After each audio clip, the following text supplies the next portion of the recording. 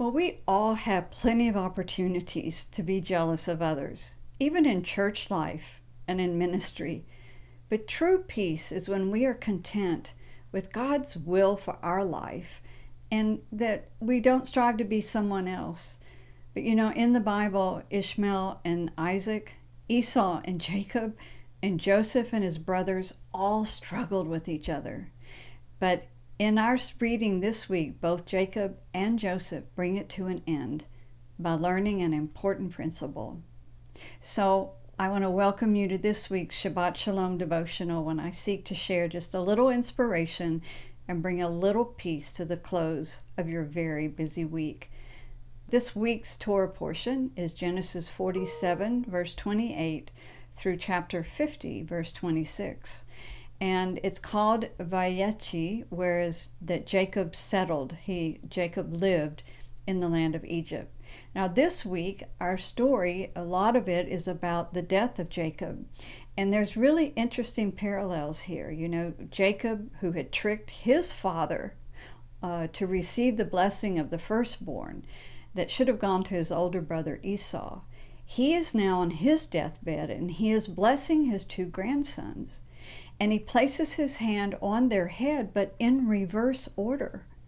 And he blesses the younger one, Ephraim, and said that while they're both going to be great, that the younger brother Ephraim will be greater. Oh no, how could he do that? Had he not learned the lesson of 3 generations of struggles between brothers? Then he blessed them and said, "By you Israel will bless, saying, may God make you as Ephraim and Manasseh."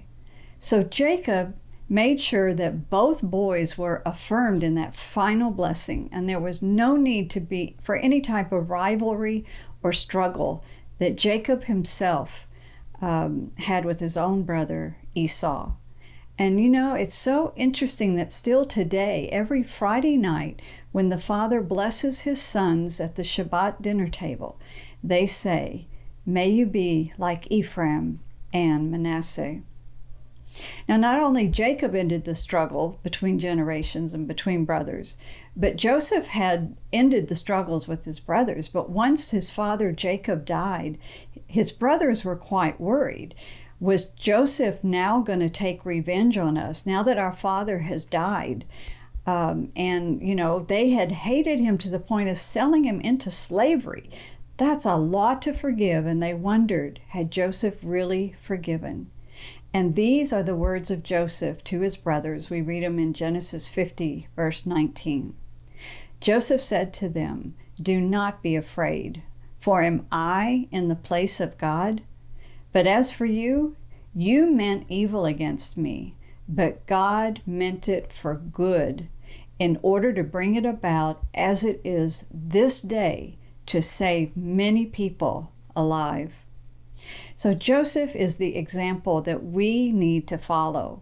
He forgave because he looked beyond their wrong and recognized a sovereign God had allowed it all to happen for good. Joseph, had learned to bloom where he was planted because of his faith in God. Now, if God had not allowed Joseph to be sold into slavery, the children of Israel may have died in famine or left the land and gone elsewhere and been dispersed and never returned. It would have been all over for the people of God and for the promises of God to use them to bless the world. God had promised Abraham a great nation that would one day bless the world, and he needed Joseph to save Egypt so Egypt could then feed his family. He also gave Joseph great wisdom in how to secure his family's future apart from the pagan Egyptians. That is the Almighty God that we serve. You can rest in him this weekend and learn to bloom where you are planted. With that, I wish you Shabbat Shalom.